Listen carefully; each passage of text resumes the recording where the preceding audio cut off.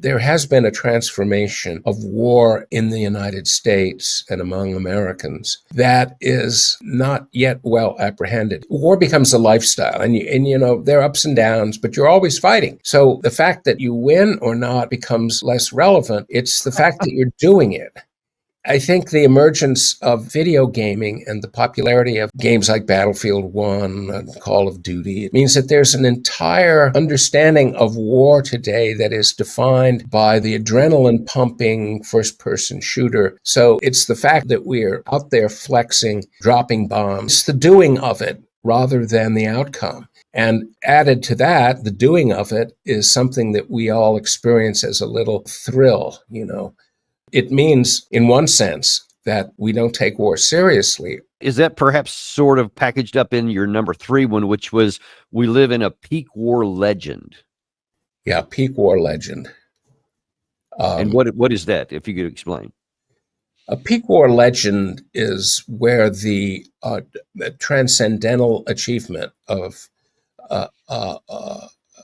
victory in a great, even existential war, puts your military in a place in their own minds where they have ascended to something not seen since antiquity, for example, that the military has become a kind of god of war. And it was easy for the U.S. to fall into that because of the incredible power and glory of American arms in World War II. The Russians basically won the war in Europe and lost maybe up to 18, 20 million soldiers. But they didn't come out of it. They didn't come out of it as gods of war. They came out of it saying, we got to make sure this doesn't happen again. But the U.S. was in a position where it orchestrated all the victory. It fed and armed the Russians. It did the same for the Brits. It was the arsenal of democracy. We had, by the end of the war, we had 50% of the world's GDP. And the triumph was pushed even harder by the presentation of this majesty and power in the form of the B-29 and the aircraft carriers and battleships of the Navy. America looked like an unstoppable force, and it could do anything it wished. This was still the feeling without any sort of decrement that the U.S. went into Vietnam feeling that they had such a technology edge, so much power, that the president of the U.S., Lyndon Baines Johnson, could say, well, we can have all these social programs and fight a war in Vietnam too. Guns and butter, it was called. And that is interesting because we fought a war in Korea where the United States was defeated straight up in a strategic campaign by the People's Liberation Army. It was the first straight up defeat on that scale since the Fredericksburg campaign in 1862. I mean, but we just shrugged it off. Yeah. It didn't matter because, it was the reality of American power and the fact that we could do anything, so that we could at the same time accept a kind of overhead in terms of, not so much in terms of losses, but in terms of outcome. We weren't dependent on victory any longer. We were dependent on presenting and maintaining the kind of celestial authority we had in war. So that meant that even if we, for example, left $90 billion worth of equipment in Afghanistan when we fled, it didn't matter because, we just decided we didn't want to do it anymore. It wasn't like we were defeated. Right. Yeah. That's the difference between Afghanistan and Vietnam. Vietnam was a defeat. And it was when you say defeat, you're really talking about the optics or the overall theater of defeat, which was just devastating for the U.S. So, and yet that, as we spoke about earlier, was the hidden gift that allowed the military, especially the Army, to completely rebuild. But this is a problem for military that reaches that gods of war level. And the example I use in this kind of dynamic is that of Prussia at the end of the 18th century. Uh, Prussia was led by a true god of war, which is Frederick the Great. And he took a small principality in the German Empire and made Prussia one of the top powers in Europe, equal to the great powers of Austria, Russia, and France. And he fought all three of them and held them off in the 7 Years' War. And that was something that was equal to, say, Julius Caesar in terms of its emotional impact on the European zeitgeist. And as a result, Prussia got a swell head. They thought they could do anything. They were the best army the world had ever seen, again, since antiquity. And they would crush any upstart that came after them. And so when the upstart arrived in the form of Napoleon, he just blew them away. They had no idea that this could happen. So, okay, is it fair to say that the peak war legend is partly responsible for our reaction to the clear loss in the Afghanistan war, as opposed to the Vietnam War, where we learned lessons and we realized that we shouldn't do it? This time, we just kind of like said, "Yeah, we're tired of it," and moved on, and there was no introspection at all. Is that kind of the right thing? Yeah, I mean, if I could say there was less than no introspection, I think that would be more accurate.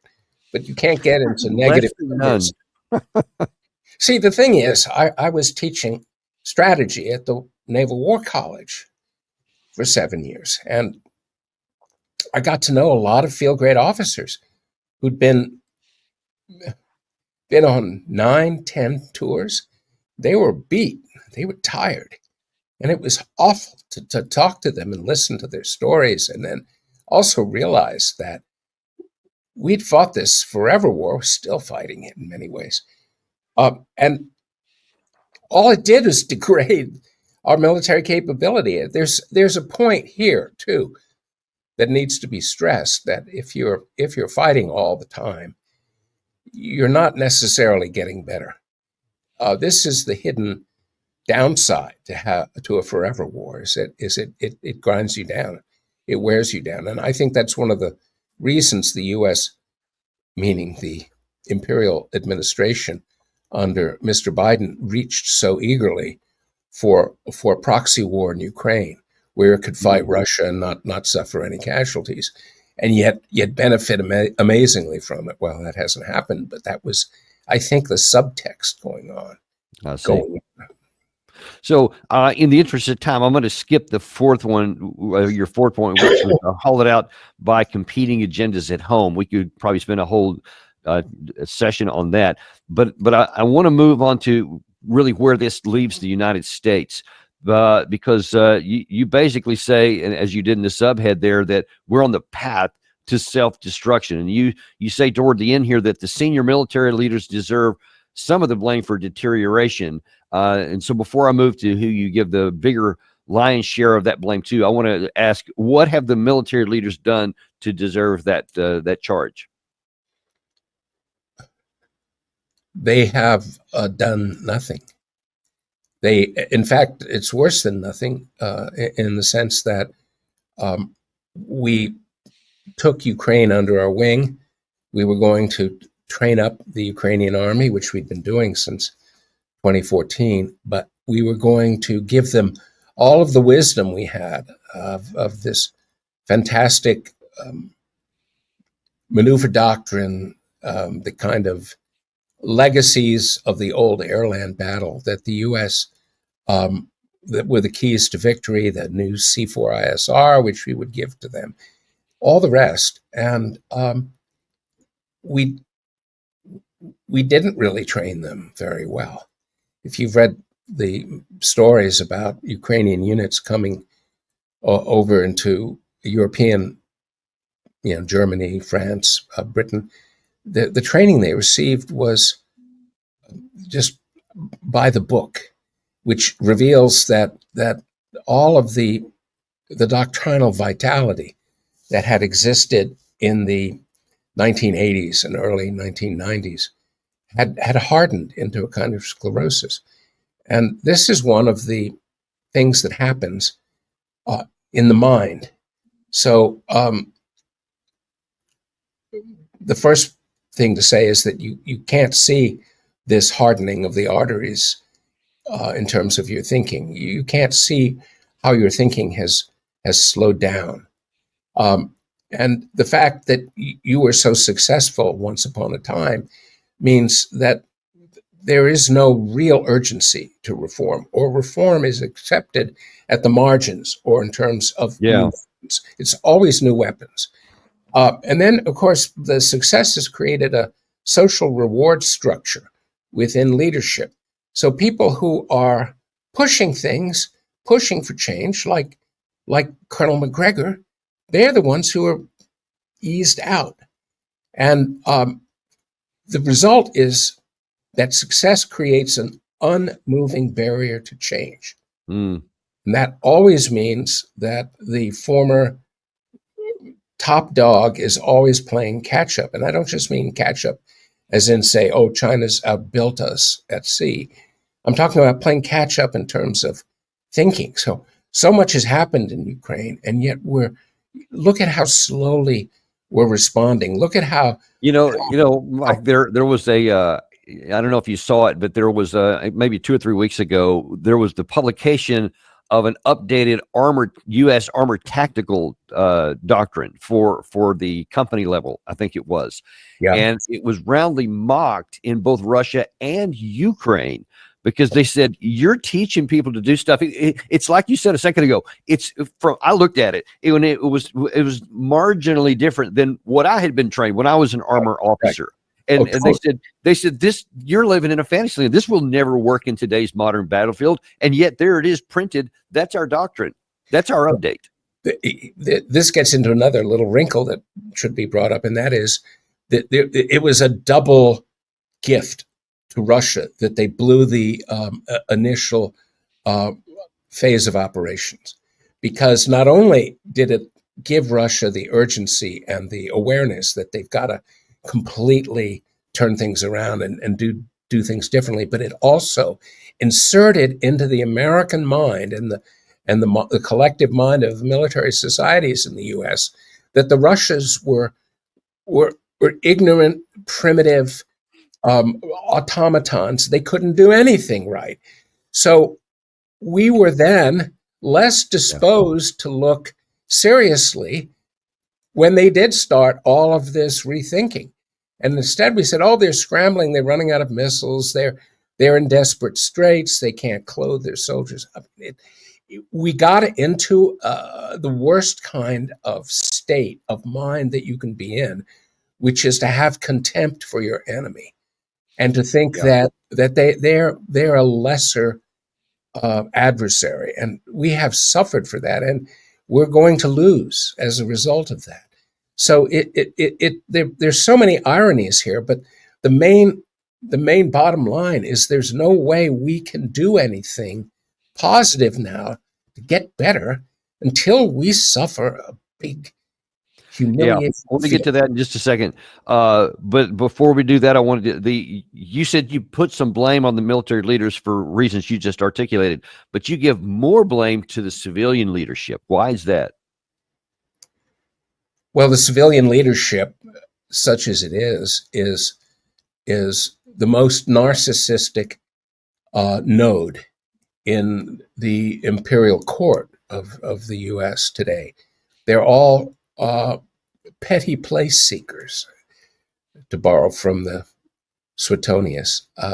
They're there for the glory and the status, and they think they're brilliant because they have Ivy League credentials, and they think they understand everything about war, even though very few of them have served in the military. And it's all a game within the imperial court. It's all about FaceTime with the emperor. It's all about moving up and being there. This is typical of what some people like to call late stage imperial bureaucracies. And so there's no real sense of what is needed, and there's no real sense of what the danger is. And I have to say, the kind of people who are uh, pushing for, say, assistant secretary or undersecretary or this or that, they reveal themselves in their writings. And you can see every day there are 3 or 4 articles published by strivers like these. And they always have titles like, "Can the US win against China?" Or "What do we need to do to defeat China in the war?" And they're, their fantasy, they're not just self-indulgent and narcissistic, they're detached from actual reality. And this creates a kind of bubble within Washington, which is a bubble anyway, cut off from the rest of the country. But it's in a bubble when it comes to the realities of war. The United States and its so-called NATO allies or NATO vassals were so cock in the hoop going into this proxy war with Russia, and they still can't acknowledge that they're losing. They still can't acknowledge that they're not the most powerful. They're still making empty threats. How could you respect anyone? And I'm thinking here, obviously, about the premiers in Britain, Germany, France, who keep threatening to go to war with Russia. It's something like Alice in Wonderland. Yeah. And even the French, God bless them, before World War II, did not do that. They were scared. The French were frightened beginning in 1935 when they saw Britain make a naval treaty with Germany without consulting them. I mean, they knew what was coming, but they still couldn't move for some of the reasons I mentioned. But I would guess the situation to be a little bit more like France after the war between the German Confederation and Austria in 1866. Here was a war where the great Austrian Empire was brought to its knees in 6 weeks by the newly formed German Confederation. And the French did not get galvanized by that. They thought they were the best army in the world, and they were in 1860. Maybe they were up till 1864. Who knows? But by the time you have this thunderclap of the defeat of Austria-Hungary by Germany, the French should have gone into instant mobilization mode, and it didn't. And the funny thing is that the French thought, oh, we can handle the Germans. I mean, they're just a bunch of little principalities. We have the new wonder weapons. We have the mitrailleuse. We have it wasn't really a machine gun. It was a kind of a battery gun. But it entranced the French general staff and the Emperor Napoleon III, and they felt that they could handle the Prussians, and they arrogantly got themselves into a war. They were tricked into a war by Bismarck purposefully, and they were beaten in the most humiliating way France has ever been beaten.